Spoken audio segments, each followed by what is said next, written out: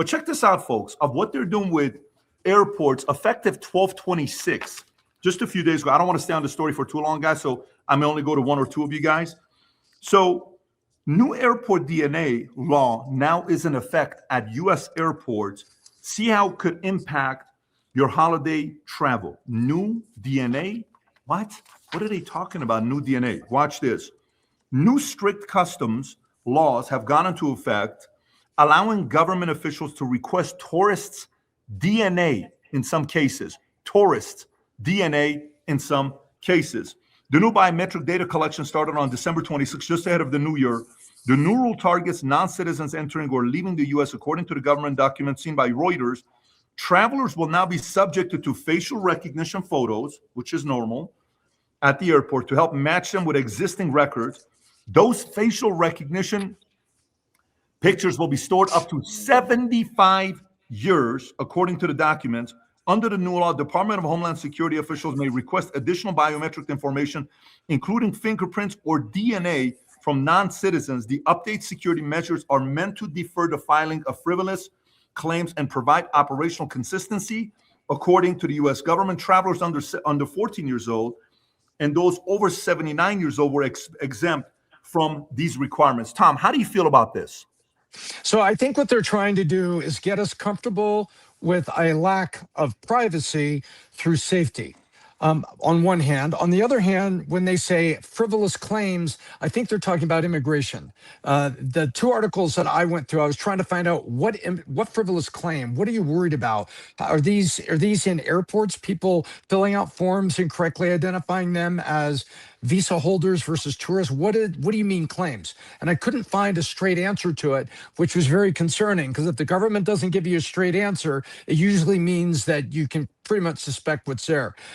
Now, what's on the good side? What's on the good side is, okay, then if you want to keep all the biometrics on people, and then we collect all the biometrics, if we had done that at Eagle Pass, well, now then you know who's here, who's not. Guess what? You could have voting integrity. You could have a lot of things. So I've got mixed emotions here, because the government collecting data always makes me concerned that any given time, Pat, if they don't like what I'm saying, click, they turn off Tom.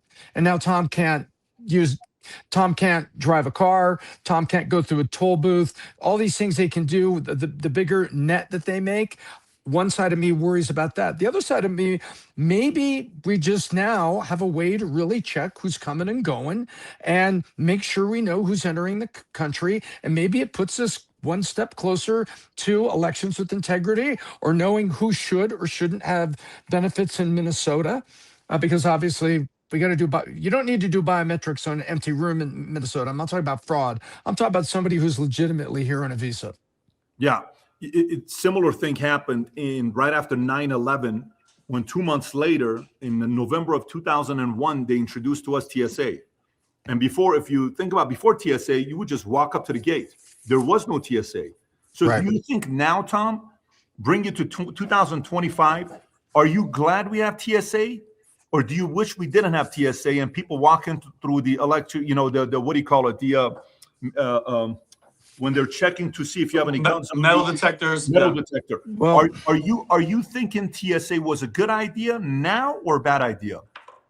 There's two sides of TSA. You can't say TSA unless you say Patriot Act. And Patriot Act had a bunch of bad crap that happened, and they were used for no knock. Basically breaking and entering to come to do arrests, no knock seizures, no knock searches, and things like that. That was bad. But is it good that we have everybody in a world where some people's wardrobe includes suicide vests?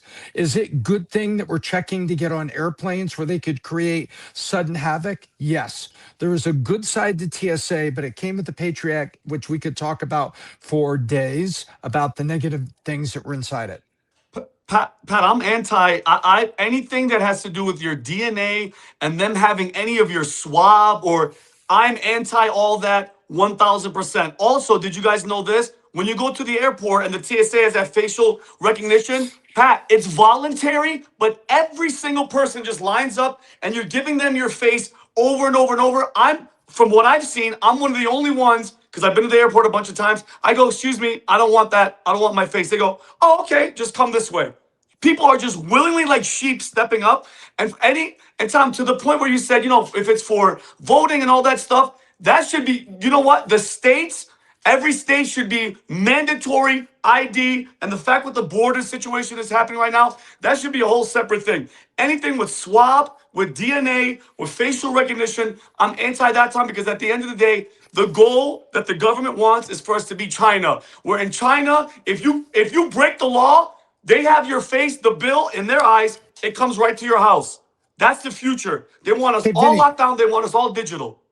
Vinny, I don't think it's swabs. Have you walked on an airplane where you just walk up and you go to show your boarding pass or scan it? No, don't worry about it. Just look at the iPad. And you look there and it goes, boop, and then you get on. I went to Austria a year ago and we were getting on I forget the name of the airline. No, Austria Air. And we were getting on in Miami and there was just an iPad there. And normally at the door, you always had to show passport, boarding pass, international flights. We didn't. And that told me, wow, is that my global entry data in there? They just looked at my face and said, that's Tom Ellsworth. This is your seat. You're getting on. And guess what? It's another picture then from 2024 of Tom, because it said your picture being taken. This is all the biometric things they're talking about. Start with face. I don't think they're talking about swabs, but to your point, you don't like the database. I don't like the database. Well, Pat, your story was DNA, wasn't it? Taking DNA. DNA. Tom, and you're right, because Tom, I just want people to know too, it's all slowly but surely they're making it comfortable. They just put that on there and it's voluntary. But the fact that they have it, they're telling you, look inside the camera. This is non-citizens coming in. This is tourists. I understand that, Pat. I understand that, but still taking DNA because for 75 years they have their DNA. I don't trust it. I don't trust government with any. No, I'm not a fan of it at all. Vinny, you have to pay attention to what PBD just said. If you're not an American citizen, then we should be surveilling everybody that comes in this country. We just let how many? 10, maybe even 20 million people in the country, and we don't know any of these mofos? No. Well, that was on purpose. That was on purpose. Sure.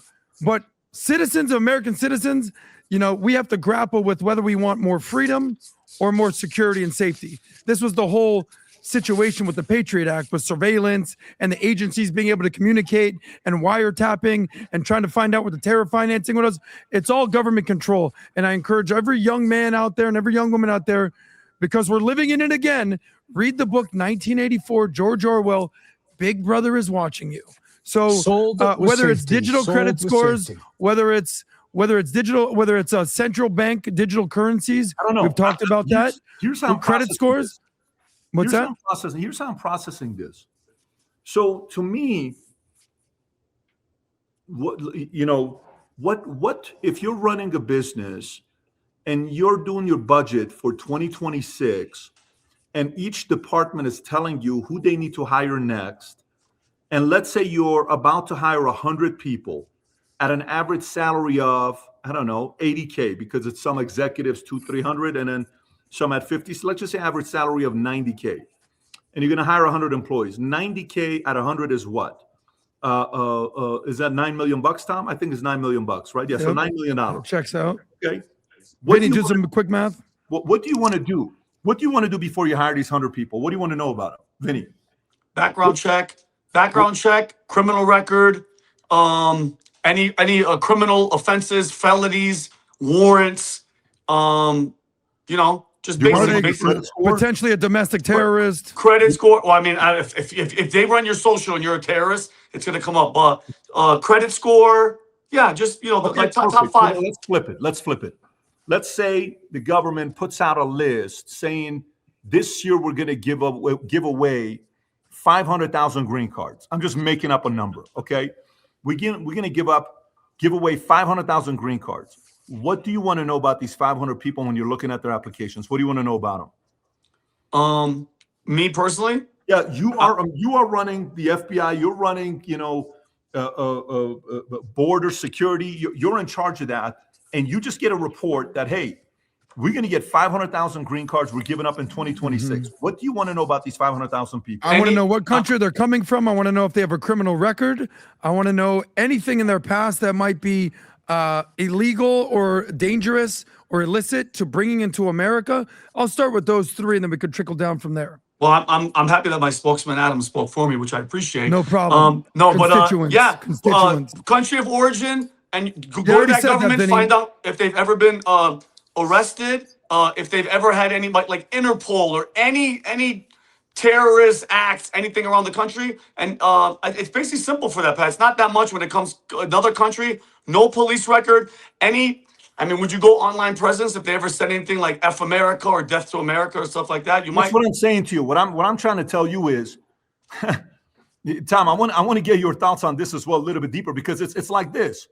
You're about to have a sleepover of 8 kids at your house. What do you want to know about these 8 kids? Tom, Well, what is Tom doing?